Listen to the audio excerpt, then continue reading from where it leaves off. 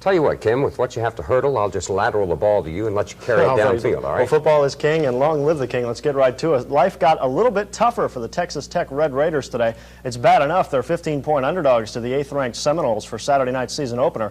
Now it's been learned the Raiders' starting quarterback will be out of action with a broken foot.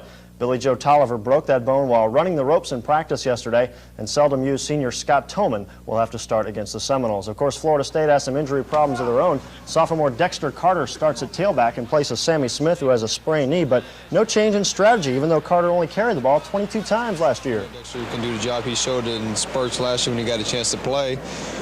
Sure, he won't have that power like Sammy or Victor has. He's going to have to use more of his mind and decide which way he's going to go and use his speed. But I don't think we're going to change our game plan at all because Dexter can't run the ball.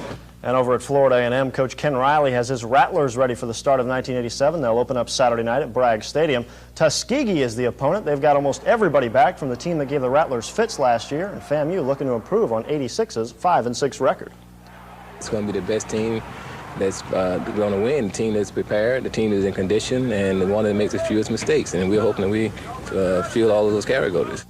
You know, you don't want to miss Saturday's game between Florida and Miami. It's the last time the Canes and Gators will meet until 1992. Kerwin Bell of the Gators wants to even his personal score against Miami in his senior year. He's gunning for the Heisman Trophy, and most think he'll need a big game against the Canes to have a chance at it. Well, most people think that.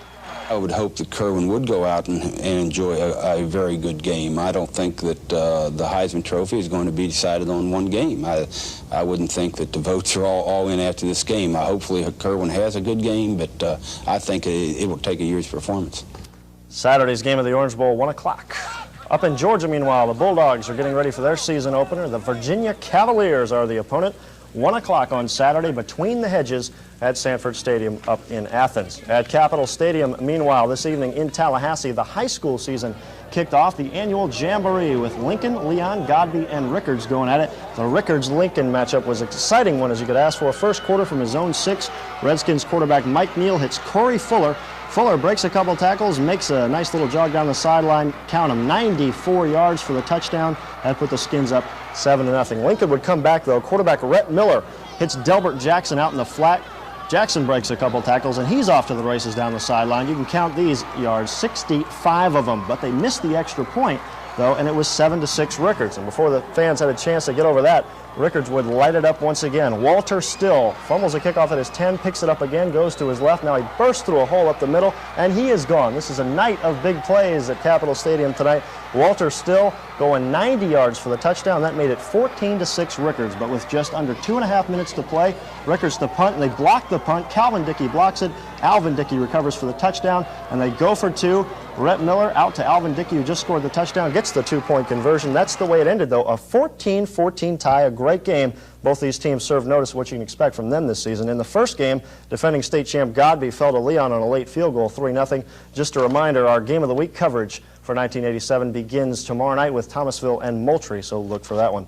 In baseball, the leaders in both divisions of the American League had their top dog statuses tested on this Thursday. In Minneapolis, the West-leading Minnesota Twins taking on the Boston Red Sox. Calvin Schiraldi got the start for Boston when Bruce Hurst woke up with a stiff neck. All Schiraldi did was strike out 11 Twins in 7 innings of work, but it was all for naught because in the 10th with the score 1-1, Wes Gardner walked Al Newman with the bases loaded. With that 2-1 win, the Twins now have a 2-game lead over the idle Oakland A's in the West. In the East, meanwhile, the Tigers hosting Cleveland, and Kirk Gibson powered his 19th homer of the year in the 3rd. Detroit got all their runs in the 3rd inning, and Walt Terrell did the rest, a 6-hitter for a 3-1 victory for Detroit. Terrell now 11-2 in Tiger Stadium this season, and the Tigers have a 1.5-game lead over Toronto, 5.5 over the New York Yankees. Only 2 other games in the American League tonight. Texas at Chicago, and the Sox take that one 5-2. In Milwaukee, KC, the Brewers have the Reds doubled up 4-2 in the 7th. The only National League action today came when the league suspended Houston Astros outfielder Billy Hatcher for 10 days after he was caught with a corked bat Tuesday night. The suspension begins tonight. Hatcher says he will not appeal. U.S. Open today, yes, Martina Navratilova was in rare form. Straight set victory over Robin White. Here, the nice backhand winner into the third round for the second-seeded Martina. Men's number 4, Boris Becker, also a straight sets winner over Jonathan Kantner of West Germany.